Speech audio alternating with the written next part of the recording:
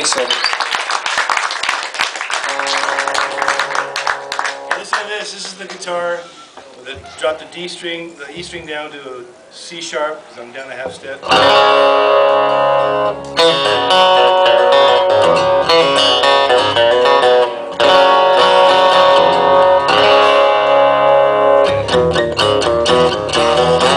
There's sub coming out of the guitar, right? Can you hear the sub?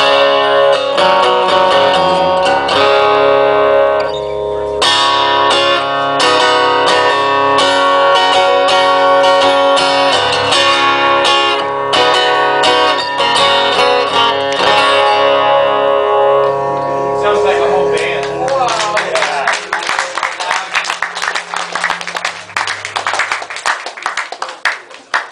You still have your teeth? You can do the...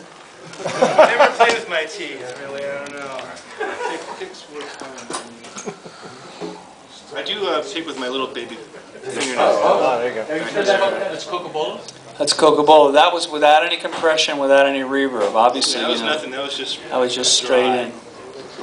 But it sounds like it has reverb. The guitar itself, when I play it in my living room, you hit a chord and it's ringing inside the body, and it kind of sounds like there's verb on it, even though it's not even plugged in. It's the other strings vibrating. Yeah, it's sympathetic resonance. Yeah, it's fantastic. It's beautiful. That's actually the test of a really, really good guitar. Here, let me show you. Check this out.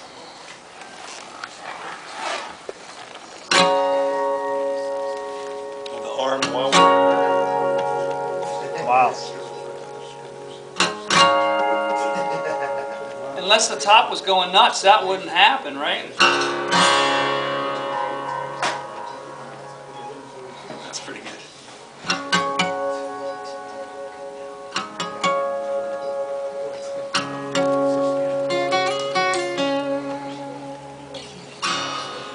Would you It's my own rotovibe. turn it around so we can see the edges and the back again? Here, shit. You want to see the guitar? That guitar's beautiful. Man. It's just crazy beautiful. Do you have a credit card?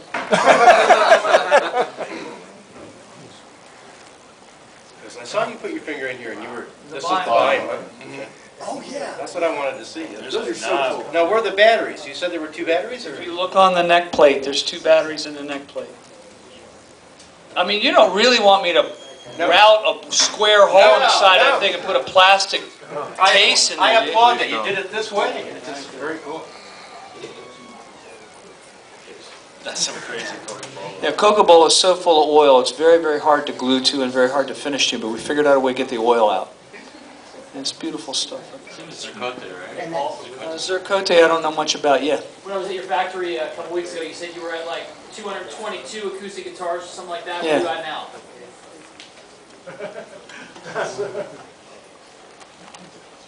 This is 287. We just shipped it to you. So, right around 300, I guess. How many acoustic guitars are you putting out? Are you finishing a We're week? making about 2 a day right now. 2 a day. How many electric guitars are you making a day right now? 50.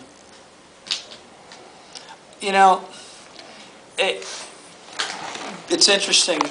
It took us a while to get led into the guitar business, right? And the market finally said, okay, fine, all right, you won't go away, you little twerp. We'll see. We'll let you in, right?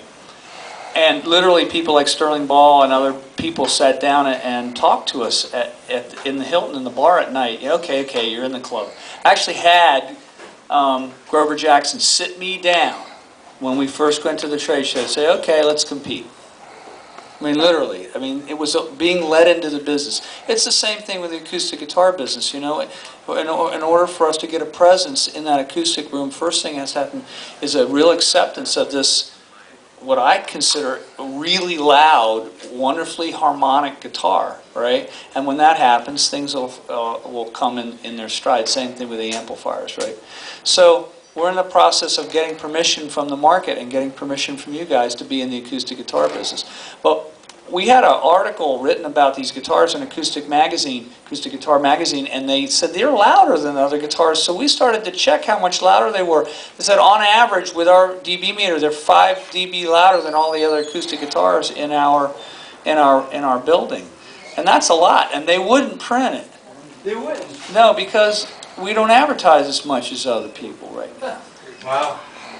And, and I think what they did was, they did a very good article. It was a very high integrity article. They told everybody what they really thought. But in the end, Martin Simpson, and if you go on, Martin Simpson's the best guitar player in England. The best one from Scotland's a guy named Tony McManus. Cody Kilby is probably the best bluegrass picker in Nashville other than Ricky Skaggs. But if you go on Harmony Central, there's a video of Eric Johnson playing his PRS acoustic. And, Howard's got one. There's several musicians that are very famous that have them, that have endorsement deals with other companies. But still, it's just in the beginning of being accepted into the marketplace, right?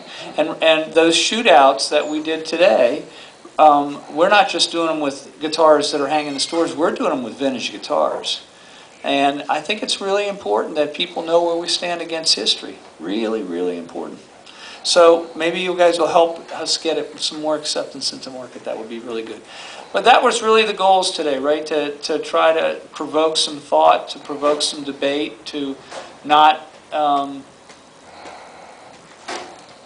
just have it be clean as a whistle, not just promote our stuff, but actually do some real comparisons and,